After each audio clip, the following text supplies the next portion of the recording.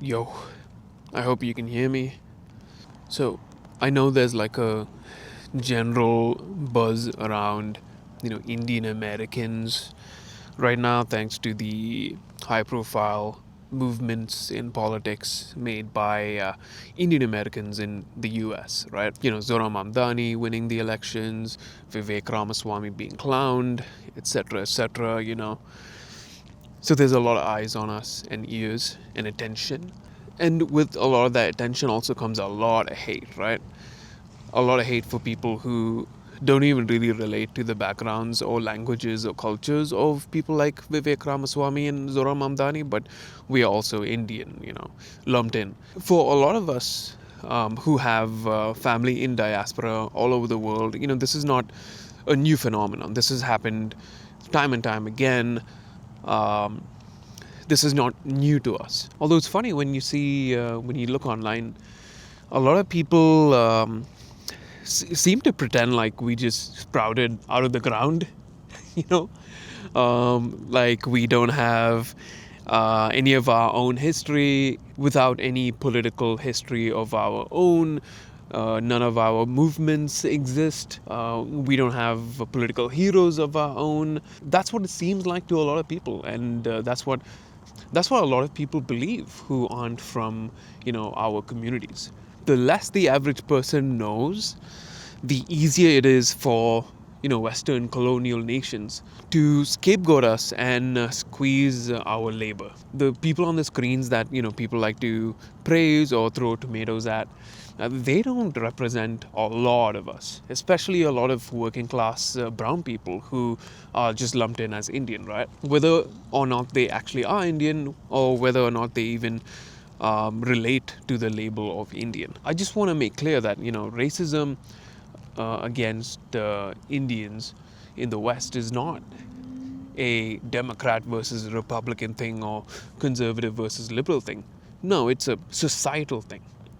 It is a society broad phenomenon. In the American racial system, Indians don't really have control over the definition of Indian, because we might know, those who are actually Indian might know that Indian is not even a race. It's a nation.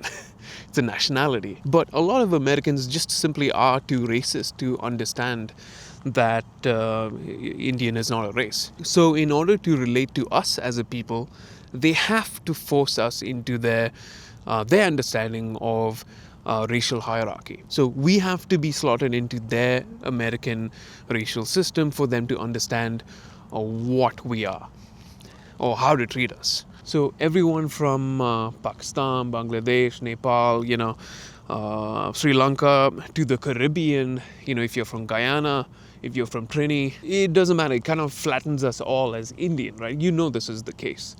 You just have to look a certain way for you to get all the hate. The white supremacist colonial system sets the definition, and it flattens the class and caste backgrounds that we all deal with. The hundreds of languages, our relationship with concepts like skin color, religion even, political systems, and it packages us as a homogeneous and easily digestible target.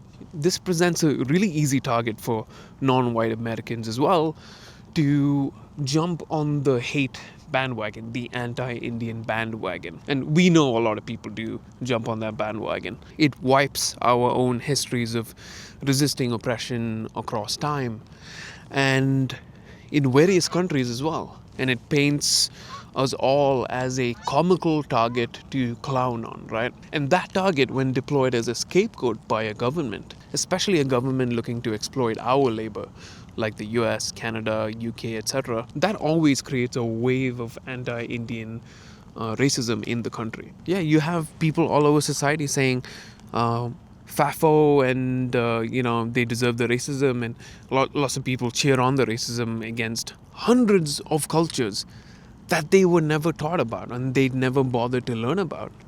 And I don't think a lot of people will either. There's a lot of enthusiasm behind the anti-Indian sentiment. And I don't need to give you examples. You can just look online. It's right in front of you.